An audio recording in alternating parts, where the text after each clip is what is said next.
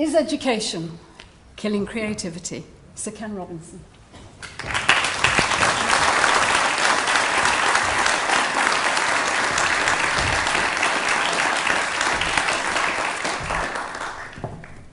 Yes. Any questions? I was born in 1950. Now, let me say immediately that I know you don't believe that. I feel the incredulity sweeping towards me. How can this be, you are thinking? He is so boyish. I understand that.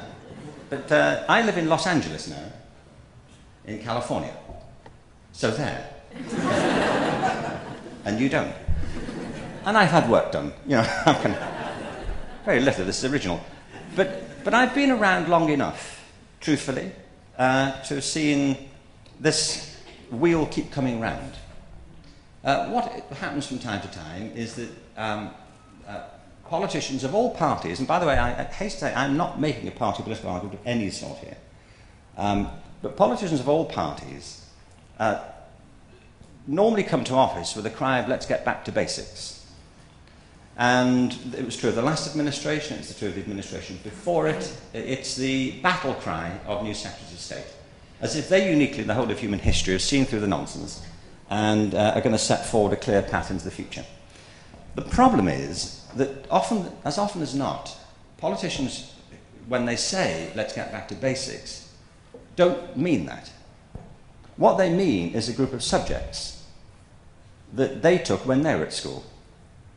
And typically, in our current system in Britain, in England, I should say, we're being pressed back to this hierarchy of subjects which has characterized education pretty much from the beginning of public education.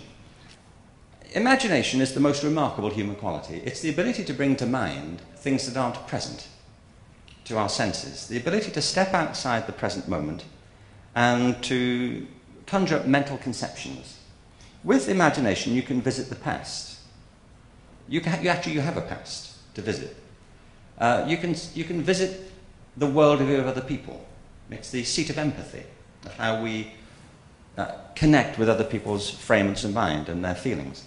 And you can anticipate the future. I don't believe that you can predict the future, not in the world of human affairs. You can in the inanimate world. I mean, I think we know when the next eclipse of the moon is going to be and when Halley's Comet's coming back, but so far as human culture is concerned, it's almost impossible to predict.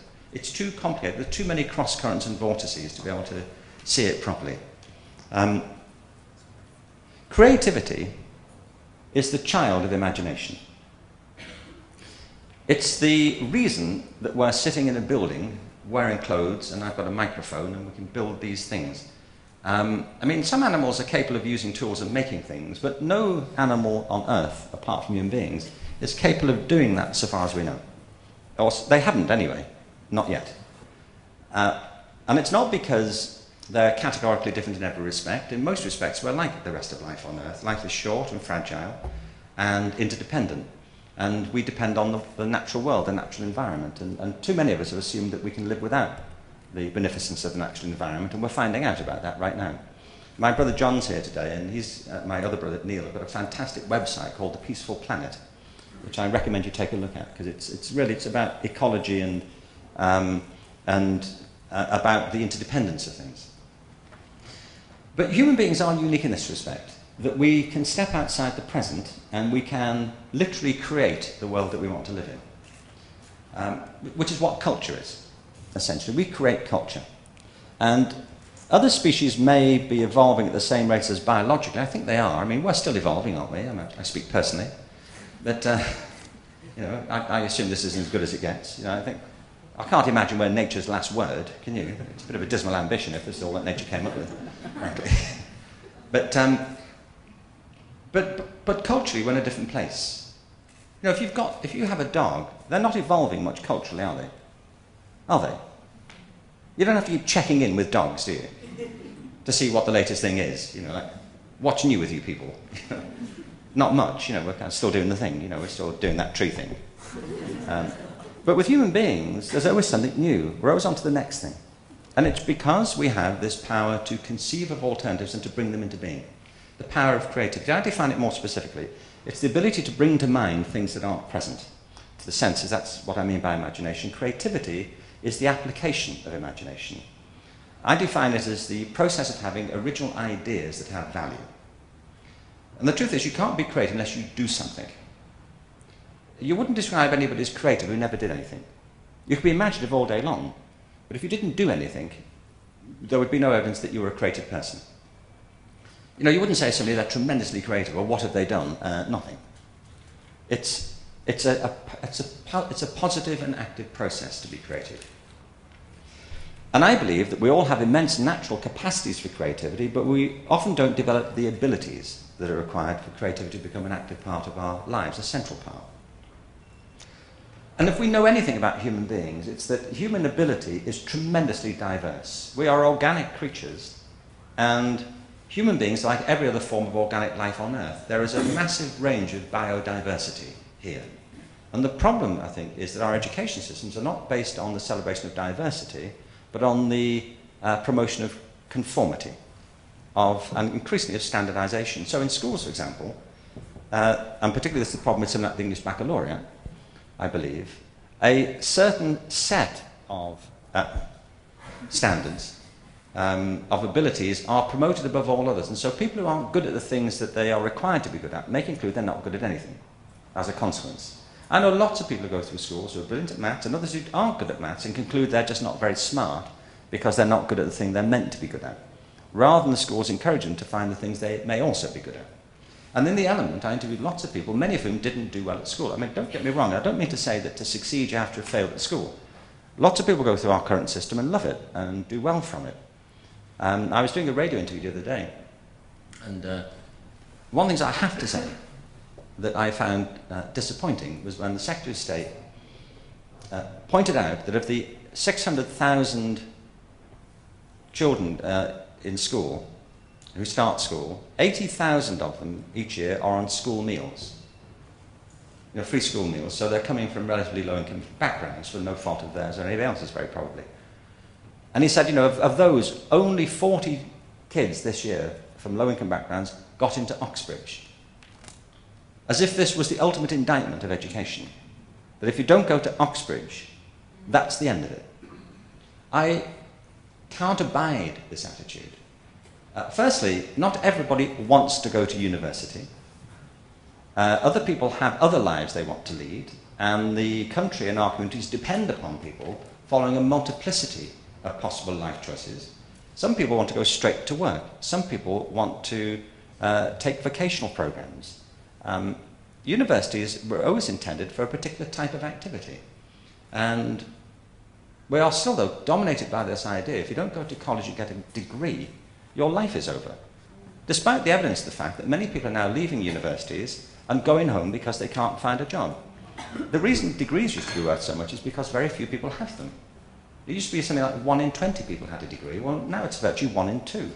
So the currency value has plummeted. But somewhere in the current political programme is the view that the ultimate aim of going to school is to go to university. And it sends a message to people who don't want to go, or who don't want to go now, or for whatever reason find themselves not able to go, that they are also rounds in education. That only 40 people from low-income families of the 80,000 went to Oxbridge. So if you start from the premise that going to university is the name of the game, then of course you say, well, these are the 2 top universities, so we all have to go there. Well, I don't know how far they can extend the grounds of Oxbridge to allow everybody in. Is that the ultimate idea? We get 600,000 people a year going there.